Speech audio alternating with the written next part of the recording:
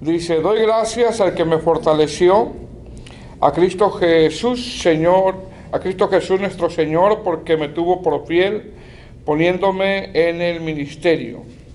Habiendo yo sido antes blasfemo, perseguidor e injuriador, mas fui recibido a misericordia porque lo hice por ignorancia e incredulidad.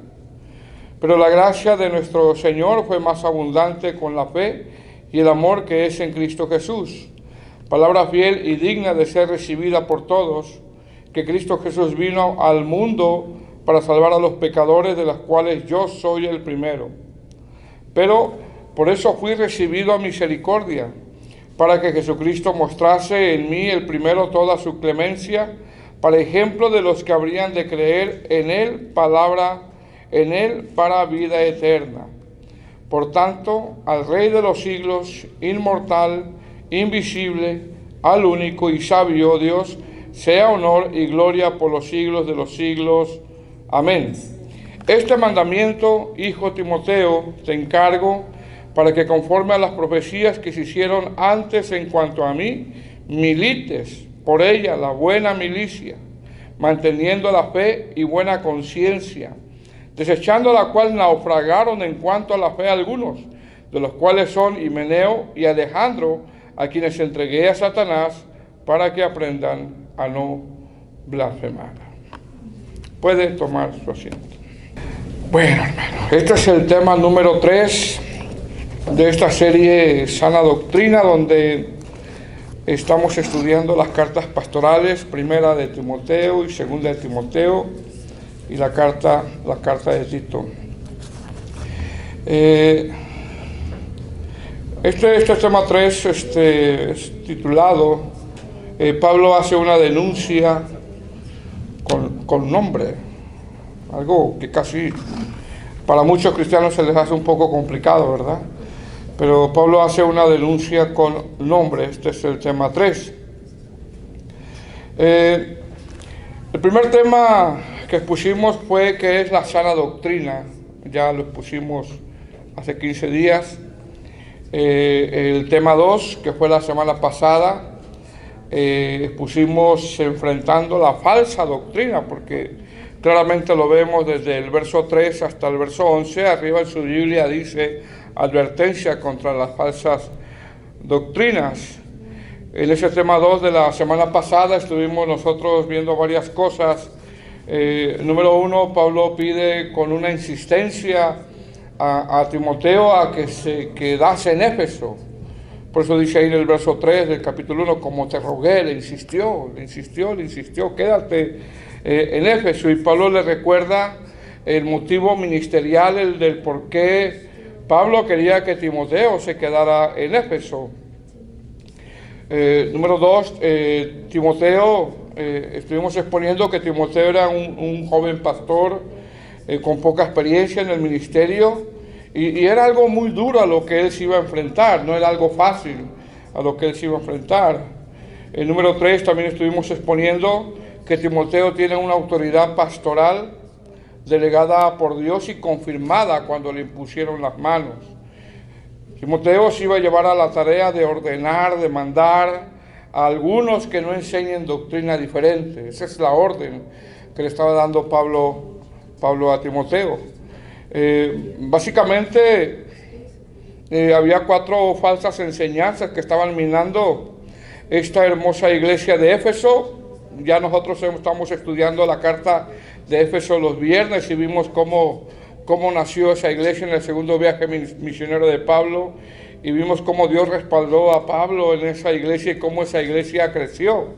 Sin embargo, después de su partida, 4 enseñanzas empezaron a minar la iglesia de Éfeso, y eso es algo que sucede en todas las iglesias, que de repente la iglesia empieza a ser atacada por falsas enseñanzas. Y bueno, todo esto que nosotros leemos aquí está escrito por algo, porque no solamente sucedió en la iglesia de Éfeso, sino va a suceder todavía, aún en la actualidad. 4 enseñanzas básicamente estaban amenazando a la iglesia de Éfeso, y Timoteo tenía que censurar, realmente, tenía que callar a aquellos que enseñaban, por ejemplo, estaban enseñando a algunos de abstenerse de ciertos alimentos y Timoteo tenía que censurarlos. Y eso lo vamos a ir viendo más adelante. Otros estaban enseñando que casarse era malo y estaban prohibiendo casarse, y Timoteo se tenía que llevar a la tarea de censurarlos también, de callarlos. Otros enseñaban acerca de genealogías. Pablo dice son genealogías interminables, y otros enseñaban que la resurrección de los muertos ya se había efectuado, y Pablo ordena a Timoteo para censurar, para callar, para corregir a estos que estaban enseñando estas falsas enseñanzas. Y básicamente la orden de Timoteo era pararlos. Esa es la orden de Timoteo, pararlos, parar esos falsos maestros, parar esas falsas enseñanzas que no están de acuerdo, como dice la Escritura, no van de acuerdo con la sana doctrina. ¿Qué más vimos la semana pasada? Pablo ordena no solamente al pastor Timoteo, sino también le ordena a la grey. Le ordena a la grey. En el texto 4 del capítulo 1 dice, ni presten atención. Así claramente dice, ni presten atención, no los oigas. Claramente le dice Pablo, le ordena a la grey que ni presten atención a esas fábulas. Más adelante estuvimos exponiendo también que mientras la falsa enseñanza no sacia, porque realmente no sacia, no produce nada edificante, no salva. Al contrario, Pablo expone que la falsa enseñanza produce disputas, vana palabrería y desvíos. Por el contrario, la sana doctrina, que produce un amor nacido de corazón, produce una buena conciencia y produce una fe no fingida. Amén. Estuvimos hablando lo que significa amor nacido de corazón, por eso lo dice en el capítulo 1, verso 5, si usted lo lee, ahí lo va a encontrar, dice, pues el propósito de este mandamiento es el amor nacido de corazón limpio y de buena conciencia y de fe no fingida. Eso es lo que produce el Evangelio. ¿Qué es amor nacido de corazón? Bueno, produce el nuevo nacimiento, es lo que produce el Evangelio. Produce amor al prójimo, produce amor a la palabra. También el Evangelio produce una buena conciencia. ¿Qué es buena conciencia o qué se refiere cuando Pablo dice que produce una buena conciencia? Esto habla que cuando nosotros recibimos el Evangelio despierta nuestra conciencia. Nos expone cómo estamos viviendo delante de Dios, nos expone que el pecado nos llevaba a una condenación eterna, y nos expone que nuestra vida al conocer a Cristo ha de ser diferente. Yo no sé cuánto le pasó cuando recibieron la salvación, que tu conciencia fue despertada. Estábamos muchos en idolatría, estábamos muchos viviendo vidas desordenadas, y llegó el Evangelio a tu vida, te hablaban, a lo mejor no querías, pero llegó el momento donde el Señor abre tu corazón, produce salvación y tu conciencia se despierta ahí en ese momento. Eso es lo que produce el Evangelio. Te das cuenta que la vida que llevas no es agradable delante de Dios. Te das cuenta que la idolatría es pecado. Te das cuenta de que tu vida hacia donde vas hacia una perdición, y das un giro total y ahora vas en dirección hacia Dios. Eso es lo que produce el Evangelio, una buena conciencia. Y por último, Pablo expone que el Evangelio produce una fe no fingida.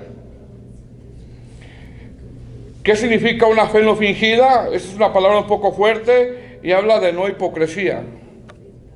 Eso es lo que produce el Evangelio. No hipocresía. ¿En qué sentido? En que esta persona de verdad se entregó a Cristo. No está fingiendo. No está fingiendo, de verdad se entregó a Cristo. De verdad se entrega a sus preceptos. De verdad se entrega a su palabra. De verdad se entrega a sus mandamientos. De verdad se rinde a su palabra. Eso es lo que significa una fe no fingida. No es alguien hipócrita. No es alguien que supongamos que escucha, pero que no se rinde simplemente a lo que dice la palabra del Señor. Sin embargo, cuando el Evangelio penetra el corazón de alguien, eso es lo que produce el nuevo nacimiento, una buena conciencia y una fe no fingida. Esa persona se quiere entregar a los preceptos del Señor. Esa persona se entrega a los mandamientos del Señor. Se rinde a los mandamientos del Señor. Y eso es lo que Pablo está tratando de enfocar a Timoteo, que haga defensa de esa fe. Ahorita vamos más adelante, lo vamos a ver por qué, porque la iglesia de Éfeso estaba siendo minada por los falsos maestros. Ahora, con esto entendemos que en el pensamiento de Pablo, según los textos que ya vimos, en el pensamiento de Pablo expone que la falsa enseñanza produce una vida incorrecta. Contrario a la sana doctrina, la verdadera enseñanza produce un amor que, ya lo dijimos, nacido de corazón, produce una fe genuina y produce una buena conciencia. ¿Amén? Ahora, Pablo termina exponiendo desde el verso 8 hasta el verso 10, si usted está ahí en el capítulo 1, desde el verso 8 hasta el verso 10, Pablo termina exponiendo lo que muestra la ley. Porque dice, pero sabemos que la ley es buena, si uno la usa legítimamente. Se entiende que los judaizantes estaban atacando a la iglesia.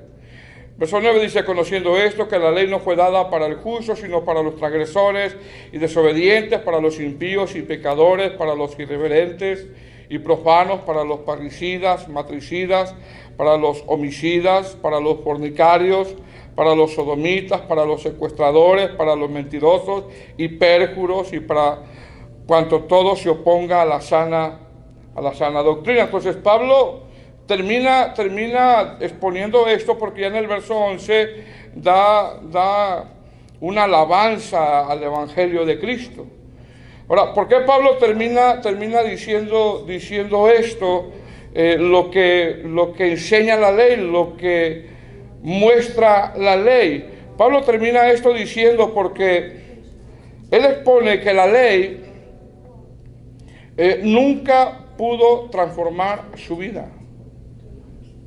Nunca pudo transformar su vida. La ley solamente le mostró su condición. Solamente le mostró su condición.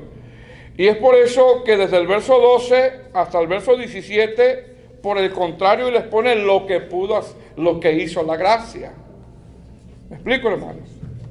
Lo que hizo la gracia. Es decir, del texto 8 al texto 10 dice, miren, la ley solamente nos muestra nuestra condición. ¿Por qué lo está exponiendo Pablo de esta manera? ¿Por qué está haciendo mención de la ley? Porque algunos judaizantes querían desviar a la iglesia precisamente con la ley. Y Pablo les dice, la ley solamente me enseñó mi condición. Por el contrario, miren lo que hizo la gracia. ¿Qué hizo la gracia? Lo vas a poner desde el verso 12 hasta el verso 17. Y más adelante le vuelve a decir a Timoteo que vuelva a ejercer, o que no se olvide de ejercer su ministerio denunciando a los falsos maestros. Y termina Pablo con nombre, como decimos, ¿verdad? Con nombre y apellido, nombrando a algunos falsos maestros. Y mire cómo comienza el verso 12. Lo que empieza a exponer Pablo, lo que la gracia hizo en la vida de él. Dice, doy gracias al que me fortaleció, a Cristo Jesús nuestro Señor, porque me tuvo por fiel, poniéndome en el ministerio. Ahora, Pablo aquí, hermano, hace mención de tres cosas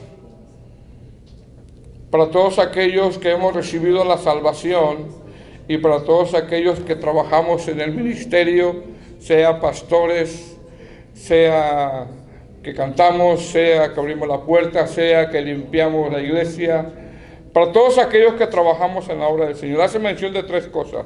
Número uno, muestra gratitud. Gratitud. Dice, doy gracias. Muestra gratitud. Número dos, sabe que tiene que ser fiel también. ¿Ok, hermanos? Muestra gratitud. Número dos, sabe que tiene que ser fiel, porque dice gracias, doy gracias al que me fortaleció, a Cristo Jesús nuestro Señor, porque me tuvo por fiel. Sabe que tiene que ser fiel. Y número tres, sabe que Dios lo puso, poniéndome en el ministerio. Amén. Entonces, lo primero que expresa Pablo es dar una alabanza de gratitud. Se siente agradecido.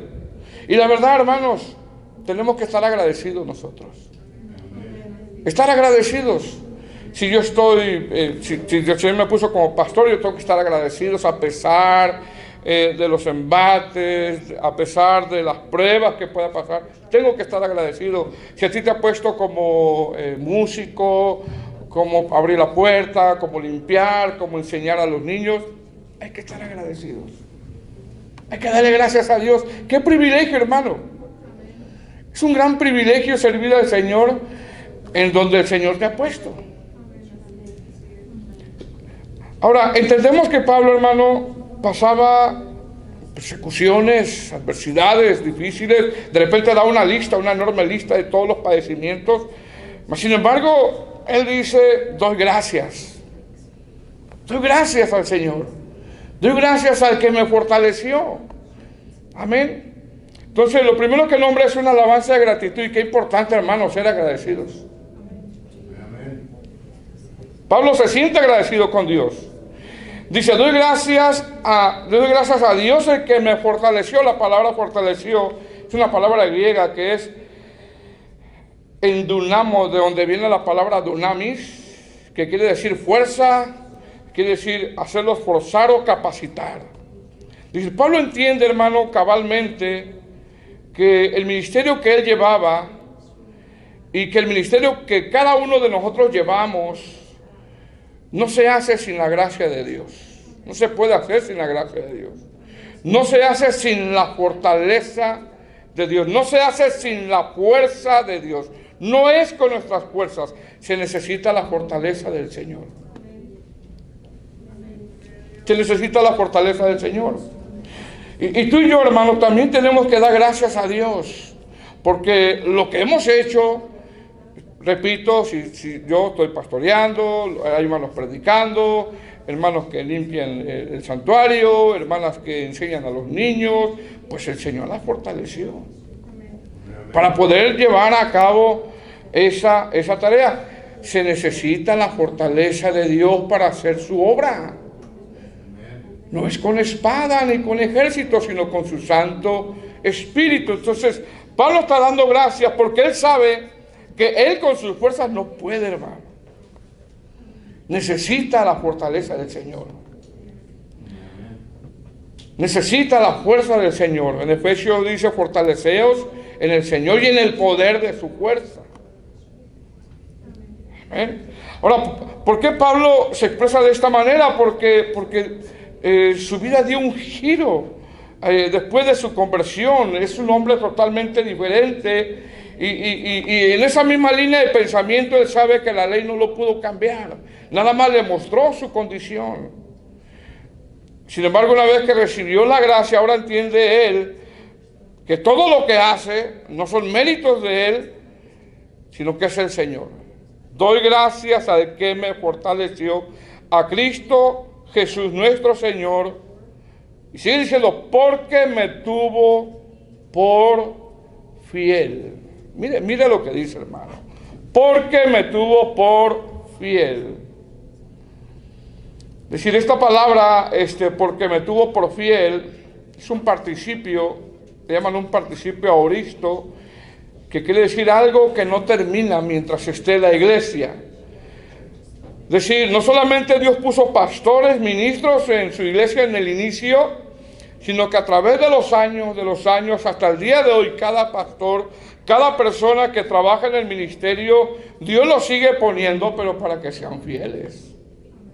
¿Pero fieles a qué? Fieles a su palabra, fieles al mensaje, fieles al ministerio, fieles a no leudar el mensaje, fieles a la sana doctrina, fieles a cumplir, fieles a realizar la tarea. Dice, doy gracias porque el Señor me tuvo, está diciendo él. No fue mérito mío, Él me tuvo por fiel. ¿Qué está diciendo Pablo? Dios espera fidelidad. Dios espera fidelidad. Estoy diciendo, me tuvo por fiel poniéndome en el ministerio. La palabra poniéndome significa destinado. Dios lo destinó para ser apóstol a Él. Y tenía que serle fiel. ¿Fiel a qué? Al mensaje. Y esa es una gran enseñanza para nosotros, hermanos, porque como pastores, como congregantes, como discípulos de Cristo, tenemos que ser fieles al mensaje. fiel al mensaje. Amén. Pablo está exponiendo que el ministerio es un gran privilegio. Servir a Cristo, hermano, es un gran privilegio. Por eso se llama, ¿verdad?, los privilegios en la iglesia, ¿no? Se tiene que entender la palabra. Es un privilegio. ¿Ok? Por lo tanto, al Dios otorgarnos ese privilegio, Dios espera de nosotros fidelidad. Fidelidad. Verso 13. Mire lo contrario, dice, ¿cómo era antes?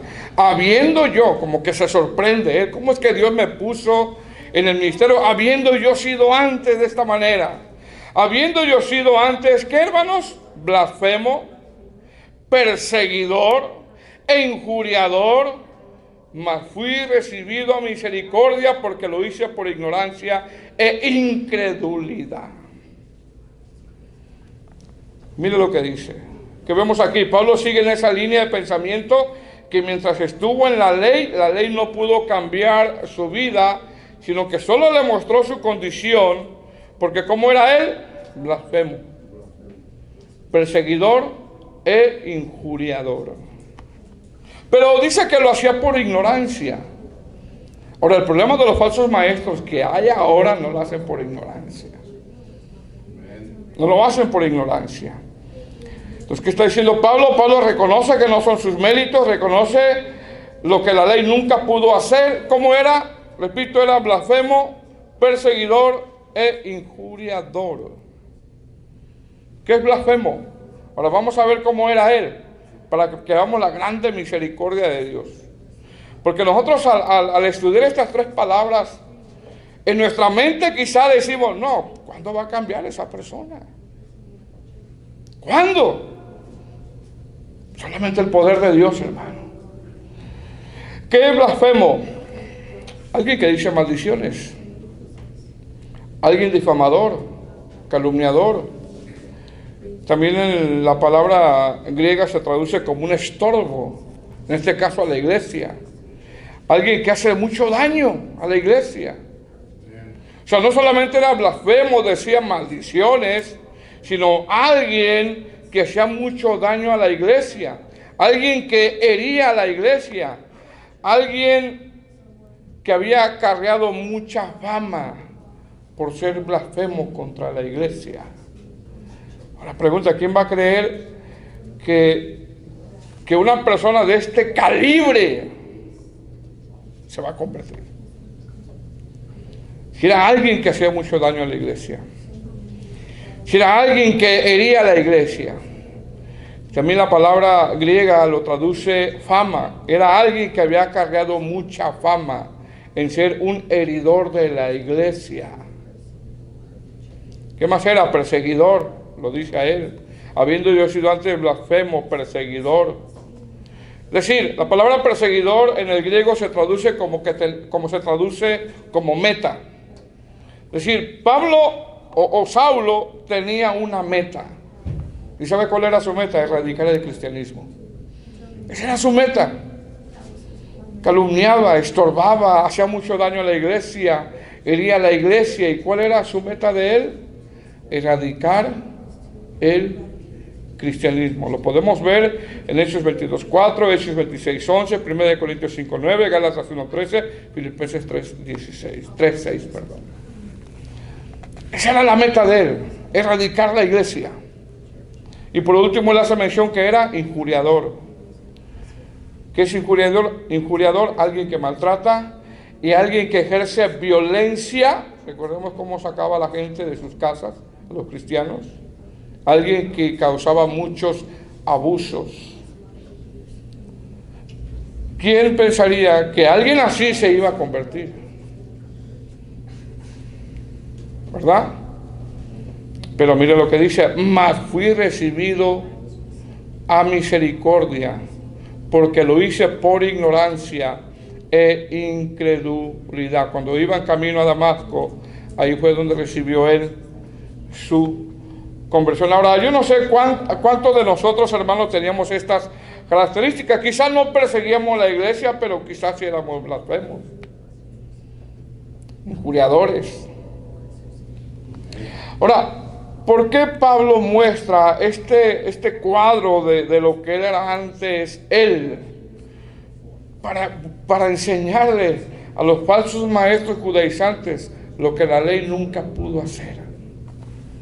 Porque él era así. Él era un blasfemo, un perseguidor, era alguien que acusaba, alguien que hacía mucho daño. Por eso lo está exponiendo él, para que vieran que la ley solamente le mostró, para que vieran lo que la ley nunca pudo hacer, a diferencia de la gracia. Por eso lo está exponiendo él. Pablo aquí muestra este cuadro de él al más no poder, hermano, porque él pensaba que así estaba sirviendo a Dios, celoso de su religión, pensaba que estaba sirviendo a Dios, mas sin embargo, después de su conversión entendió lo que realmente era, para poder refutar a aquellos que estaban trayendo falsas enseñanzas en la iglesia de Éfeso. Sí, repito, ¿por qué Pablo hace mención como era antes de su conversión? Para mostrar que la ley nunca hizo un cambio en su vida. Por lo tanto, la orden a Timoteo es a esos que hablan de la ley, cállalos. Cállalos. A esos que hablan fábulas, genealogías interminables, cállalos. Porque no va a producir una buena conciencia, no va a producir un corazón, un corazón limpio, no va a producir una fe no fingida. No va a producir nada de eso. Verso 14. Mire lo contrario, cómo era antes él en la ley, y a lo contrario cómo fue después, o lo que hizo la gracia con él. Verso 14 dice, pero la gracia, mire la gracia. Amén. Pero la gracia de nuestro Señor fue más abundante con la fe y el amor que es en Cristo Jesús. La gracia, que es el charis, el saber que fue por gracia, no por méritos, el saber que es un regalo inmerecido, el saber que es una bondad inmerecida, trajo una verdadera transformación a su vida. Dice, pero la gracia de nuestro Señor fue más abundante, dice, con la fe y el amor que es en Cristo Jesús. ¿Qué está exponiendo Pablo aquí? Simplemente le está dando la gloria a Dios. Le está dando la gloria a Dios. Pablo entiende que no es ningún mérito de él, y eso es lo que todos nosotros debemos de entender. Nada alcanzamos sino por la gracia de Dios. Todo lo que tenemos, hermano, es simplemente por la gracia de Dios. Dice, pero la gracia de nuestro Señor fue más abundante. Es algo incomprensible para nosotros cómo el Señor puede cambiar a una persona que ha lastimado tanto la iglesia. El amor de Dios es incomprensible. Amén. Fue más abundante con la fe y el amor que es en Cristo Jesús. Es decir, el tipo de persona que era Pablo antes de su conversión era para que Dios simplemente lo hubiera quitado del medio. Era para que Dios lo hubiera quitado del medio. Quizás nosotros hubiéramos de pensar así, ¿verdad? Quítalo del medio, Señor. Mándale fuego, Señor. Quizás nosotros, ¿verdad? Quítale el negocio, Señor. Y quizás a veces no comprendemos la gracia de Dios y el amor de Dios. Amén. Dios no mira como nosotros, hermano, muchas veces. Dios da oportunidades tras oportunidad y tras oportunidad. ¿Qué está diciendo el apóstol Pablo? Que solo la gracia pudo haber transformado la vida de él, siendo un perseguidor, blasfemo, injuriador. Por lo tanto, el mensaje del evangelio no debe de cambiar, ya que es el único que transforma y salva a los pecadores. Y ese es el énfasis que está haciendo Pablo a Timoteo. No cambies el mensaje. Pelea la buena batalla, no lo cambies. ¿Qué está diciendo Pablo? No cambies el mensaje. Manda a aquellos que enseñen un mensaje diferente a la sana doctrina, que callen. No cambies el mensaje. ¿Por qué? Porque solo el mensaje de la gracia es el que cambia, es el que salva. Porque miren lo que dice el verso 15. Palabra fiel y digna de ser recibida por todos, que Cristo Jesús, ahí está el mensaje, vino al mundo para salvar a los pecadores, de las cuales yo soy el primero, dice. ¿Qué está diciendo Pablo? No cambies el mensaje, Timoteo. Te encargo. Ni presten atención a fábulas. En la iglesia de Cristo en el día de hoy hay muchas fábulas, muchos cuentos, muchas falsas revelaciones. Verso 15 dice, palabra fiel. Esto se traduce como, esto que te voy a decir, Timoteo, es digno de confiar. De esta palabra no te muevas, de este mensaje no te muevas. Palabra fiel y digna de ser recibida por todos. ¿Cuál es el mensaje? Que Cristo Jesús vino a salvar, que Cristo Jesús vino al mundo a salvar a los pecadores, de los cuales yo soy el primero. Este es el mensaje. No lo cambies. No lo cambies. Y aquellos que lo quieran trastornar, Pablo les dice, ni presten atención. No presten atención. Este mensaje, que Cristo vino al mundo a salvar a los pecadores, de los cuales yo soy el primero, es el que produce el amor nació de corazón limpio, el que produce buena conciencia y fe no fingida. Miren lo que hace la gracia de Dios. Pablo fue blasfemo, perseguidor, injuriador. Y el Señor tuvo misericordia de él. ¿Cómo no va a tener misericordia de los pecadores? Tuvo misericordia de él.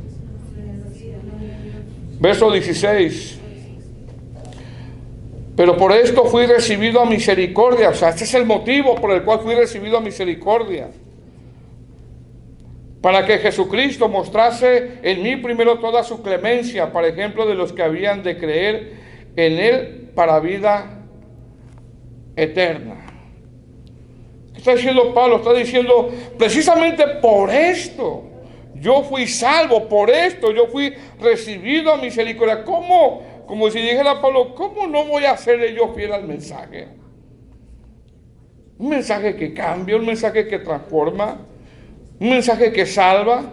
¿Cómo no yo voy a ser fiel al ministerio si para eso el Señor me salvó? Lo que era. Para eso fui recibido a misericordia. Para que Jesucristo mostrase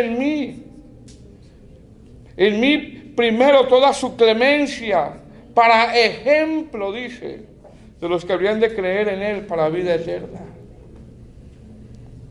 Verso 17. Por tanto, al Rey de los siglos, inmortal, invisible, al único y sabio Dios, sea honor y gloria por los siglos de los siglos. Amén. Ahora, la mayor parte de los eruditos y comentaristas exponen que este texto 17 es un himno, es un canto, es un himno. Algunos comentaristas van más allá y creen que este himno, este verso 17, este himno, este pequeño canto se cantaba en la iglesia primitiva. Y qué hermoso canto, ¿verdad? El Rey de los siglos, el inmortal, el invisible, el único y sabio Dios, sea honor, gloria por todos los siglos. Amén. Pablo termina aquí exponiendo esta parte con un himno, con un canto, para pasar a recordarle a Timoteo lo que le dijo al principio de la carta.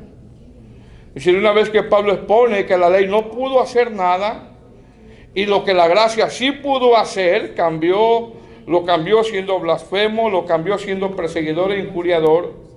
Desde el verso 18 hasta el verso 20, ahora Pablo repite el encargo que le había pedido a Timoteo en los textos anteriores. ¿Qué le pidió en los textos anteriores? Del verso 3, como te rogué que te quedases, que mandases que no enseñen doctrina diferente, ni presten atención. Ese es el encargo que le está haciendo él. Aquí se los vuelve a recordar. Como diciéndole Pablo, mira, esto es lo que produjo la ley y cómo era yo, y mira lo que hizo la gracia cuando fui recibido a misericordia. Entonces, ¿qué expone Pablo desde el verso 18 hasta el verso 20? Repito, el encargo que ya le había pedido en los versos anteriores, como diciéndole, a mí el Señor me llamó al ministerio, a ti también. A mí el Señor me tuvo por fiel, a ti también. A mí Dios me puso en el ministerio, a ti también. A mí Dios me mostró su gracia, a ti también. Por lo tanto, Timoteo, esto te encargo. Y eso también es para nosotros, hermanos. Amén. Cuando el Señor nos llamó, nos tuvo por fiel. Y Él espera fidelidad de nosotros. Él nos puso en el ministerio, nos mostró su gracia. Amén. Por lo tanto, dice el verso 18, estamos ahí. Este mandamiento, esta es una orden tipo militar. Se traduce como una orden tipo militar. Este mandamiento, hijo Timoteo, te encargo. No dice piénsalo, si puedes, si quieres. No. Te encargo. Para que conforme a las profecías que se hicieron antes en cuanto a ti, milites por ellas la buena milicia. Repito, cuando Pablo hace mención de este mandamiento, esa es una orden tipo militar. Pablo muestra una figura de un soldado que va a la guerra. Pablo usa muchas figuras retóricas en sus exposiciones, usa el sarcasmo, de repente, analogías. Entonces aquí está usando una figura de un soldado que va a la guerra. Y en eso de que va a la guerra, Pablo dice, tú tienes autoridad para llevar a cabo esta tarea, para corregir el error, aunque no es fácil corregir el error, pero tienes la autoridad para corregir el error, la autoridad para llevar a cabo esta tarea. Dice, te encargo, conforme a las profecías que se hicieron antes en cuanto a ti, milites por ella, la buena milicia. ¿Qué le dice? Pero lo que le está diciendo es que Dios te ha confirmado a que lleves a cabo este encargo. Por lo tanto, tienes autoridad, tienes confirmado tu llamado. Por lo tanto, pelea la buena batalla. Pelea la buena batalla. Le dice ahí, repito el texto, este mandamiento, hijo Timoteo, te encargo para que conforme a las profecías que se hicieron antes en cuanto a ti, y mire lo que tiene que hacer, milites por ella la buena milicia. En otros textos Pablo le llama a esta buena milicia la buena batalla. ¿Qué tipo de batalla es? Pues es una batalla por la verdad. Es una batalla por la verdad, es una batalla por lo que él cree. Es una batalla por lo bueno, es una batalla por la sana doctrina, es una batalla haciendo apología de su fe. Es una buena batalla. Ese es un llamado para todos nosotros, hermanos. ¿Qué le está diciendo Pablo a Timoteo? Métete a esa buena batalla. No estés de espectador, haz defensa de la fe. Y somos llamados a esos, hermanos. Cuando de repente viene alguien con doctrinas medias raras, tienes que hacer defensa de tu fe con mansedumbre. La orden no es pelear. No, hermano, no es pelear. La orden no es avergonzar, pero la orden sí es que hagas defensa de tu fe. Amén. Eso es lo que le están cargando. Amén. Nada más al pastor, no, a todos. A todos. ¿Por qué? Porque es buena, porque esa buena batalla te hará. Mire lo que hará. Verso 19. ¿Qué hará cuando tú peleas esa buena batalla, cuando tú defiendes la verdad, cuando tú haces defensa de tu fe? ¿Qué hará? Pues mantener la fe y la buena conciencia. Te hará estar sano en doctrina. Te hará que seas librado de las falsas enseñanzas que abundaban en el tiempo de Pablo, abundan más hoy. Manteniendo la fe y buena conciencia. Esto lo nombró en el texto 5, ya lo repetimos. Pablo sigue en esa misma línea de pensamiento. ¿Okay? Manteniendo la fe y la buena conciencia. ¿Qué es la buena conciencia?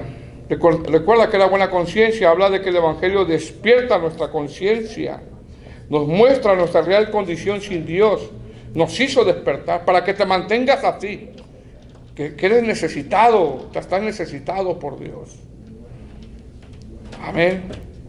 Sigue diciendo, verso 19, manteniendo la fe y buena conciencia, dice desechando, mire lo que dice, desechando la cual naufragaron en cuanto a la fe algunos. Es decir, cuando Pablo habla de desechando, es decir, está diciendo por seguir a algunos,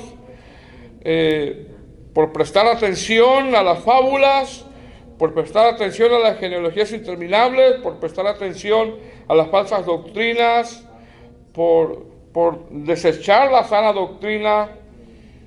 Algunos naufragaron en cuanto a la fe. Se desviaron. La palabra naufragaron es una figura de un barco que no tiene rumbo y que las olas y los vientos la llevan a donde quiera. Un día cree esto, otro día cree lo otro día otra revelación y cree lo otro día cree lo otro. Otro viene un predicador y que le sale aceite en las manos, oh, yo creo eso, y otro día creo. No sabe en dónde está parado. No sabe. Dice, la cual naufragaron en cuanto a la fe algunos, no todos, algunos. Y mire que aquí nombra, de los cuales son, ¿quién? Pastor, pero ¿para qué los nombra? ¿Para qué nombra a Cash Luna, Maldonado? ¿Para qué? No sea así, pastor. ¿Para qué nombra a Joel Osteen, pastor? ¿Para qué los nombra? Bueno, vamos a nombrar nada más a estos, ¿verdad? De los cuales Himeneo y Alejandro, a quienes entregué a Satanás para que aprendan a no blasfemar. Esa autoridad nada más la tenía Pablo, de entregar a Satanás. Pero a la iglesia se le da la autoridad de denunciar a los falsos maestros. Eso es difícil de comprender a los que tienen un evangelio light. Amén. Al evangelio de puro amor, puro amor, puro amor, puro amor, puro amor. El error doctrinal causa caos en la vida de un creyente. Caos. Amén. Ahora, Pablo en realidad aquí está denunciando, denunciando y expulsando de la comunidad cristiana a estos dos. Porque cuando se refiere aquí entregué a Satanás, la mayor parte de los eruditos interpretan que los expulsó. ¿Por qué? Porque como dijimos en la clase pasada, la mala doctrina se esparce. No necesita un predicador pararse en un púlpito para enseñar mala doctrina, o alguien. Se esparce en una plática, en un convivio, se esparce. Si los cristianos no leen Biblia, se pueden confundir. Amén. Se entiende que Pablo los expulsa de la congregación. Dice, de los cuales son Himeneo y Alejandro, a quienes entregué a Satanás para que aprendan a no blasfemar. Alejandro era un colaborador de él. Se desvió de la fe. Ahora la pregunta, ¿es bíblico denunciar con nombre a los falsos maestros? Bueno, ante el peligro que estaba siendo amenazada la iglesia, la respuesta es sí. Pablo lo hace, o lo vamos a ir mencionando a través de estas exposiciones. Por ejemplo, en 2 Timoteo capítulo 4 versículo 10 dice, pues Demas me ha abandonado. Demas me ha abandonado habiendo amado este mundo presente. 2 Timoteo 2:17 lo dice también, dice, y su palabra se extenderá como gangrena entre los cuales son Himeneo y Fileto, los vuelve a nombrar. 2 Timoteo 1:15 dice, ya sabes esto, que todos los que están en Asia me han vuelto la espalda, entre los cuales está Figelo y Hermógenes, los nombra. Según Timoteo 4:14 dice: Alejandro, el calderero, me ha causado muchos males, el Señor le pague conforme a sus hechos. Guárdate tú también de él. Mira lo que dice Pablo a Timoteo. Alejandro, y luego dice él, calderero. No es el apellido, no es el apellido. ¿Ok? ¿Por qué Pablo dice Alejandro el calderero? Está difícil, Porque en ese tiempo el nombre de Alejandro era muy común y había varios Alejandros en el ministerio. Y Pablo quiere que lo identifiquen. ¿Cuál es Alejandro? El calderero. Ese. El calderero. O sea, ¿qué significa calderero, hermanos? Es alguien que trabajaba con el hierro, con el cobre. ¿Ok? Pablo quiere que lo identifiquen bien. Ese. No el panadero, no el cementero. El calderero. ¿Ok? Identifíquenlo. Pablo, pero ¿por qué eres así, hombre? ¿Por qué lo estás echando de cabeza entre la congregación? Eso es muy difícil que la iglesia lo dijera a veces. Porque a veces el pastor, cuando hay una mala doctrina que se está moviendo en la iglesia, tiene que denunciarla. ¿Por qué?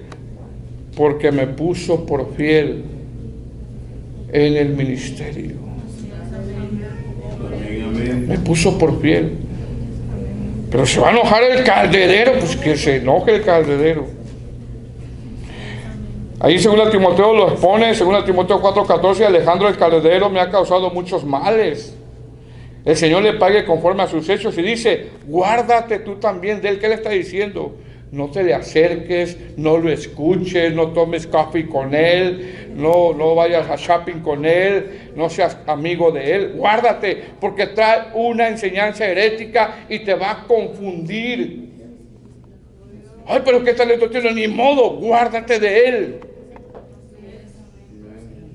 Pero mira todo lo que hace la iglesia, ni modo, guárdate de él. Trae una enseñanza mala. Amén. Le dice, guárdate. Esta palabra guárdate significa abstente. Dice, pues en gran manera se ha puesto a nuestras palabras. Según Timoteo 4:14, parece ser que Pablo predicaba la gracia y él se oponía. Amén. Y nombra su oficio para que lo ubiquen. ¿Quién es? Para que no lo confundan con otro. Es el calderero, el que trabaja con cobre, el que trabaja con bronce, el que trabaja con metales. No el calderero, el que trabaja en la panadería, ni el cementero. No, ese no es. Ubíquenlo bien. Eso casi, cuando se da en la iglesia, el pastor no tiene amor, ¿verdad? ¿Por qué es necesario denunciar la falsa enseñanza y en ocasiones con nombre? Número 1, porque el error doctrinal, por lo regular, siempre amenaza la gracia y la soberanía de Dios. Amenaza la gracia y la soberanía de Dios. Número 2, si no se corrige el error doctrinal, la mala doctrina puede crecer en una congregación. Y ratito toda la iglesia se desvía. Número 3, porque en muchas congregaciones las estadísticas muestran que el 70% de la gente no lee la Biblia. Número 4, porque el pastor en una de sus funciones es discernir la falsa enseñanza. Usted no cree que yo no paro oreja, yo sí paro oreja cuando de repente alguien viene y de repente trae cosas raras. Usted tiene que corregir con amor. Con amor. Pero hay gente que de verdad no quiere corregirse. Amén. Y número 5, el error doctrinal trae mucha confusión a la grey. Pablo aquí los nombra como decimos nosotros, con nombre y apellido. No nombra apellidos, ¿verdad? Pero es una frase que nosotros decimos. ¿Qué pasaría en la actualidad si estuviera Pablo aquí? ¿Lo volviera a hacer? Lo volviera a hacer. ¿Qué está diciendo Pablo a Timoteo? Bueno, tenía que enfrentarse ante todos ellos. Por eso ya en la segunda carta lo vemos desanimado. Lo vemos no queriendo seguir en el ministerio. Lo vemos apagado. Porque como en el tiempo de hoy y en el tiempo cuando Pablo le escribe a Timoteo, Timoteo llegó a desanimarse por la presión del ministerio y de los falsos maestros. Amén. En el tiempo de hoy hay muchas doctrinas muy erradas, hermano. Muy erradas. Que se puede bautizar por los muertos. Que creen que en la creación Dios hizo dos hombres. Que creen en los lugares intermedios que se van ahí a quemar y después con el Señor. Todo eso atienta contra la soberanía de Dios. ¿Quién enseña esto? El falso Sergio Enríquez. Ay, pastor. Tengamos cuidado, hermanos. Amén. Amén. Bueno, continuamos el próximo miércoles. Espero que vengan.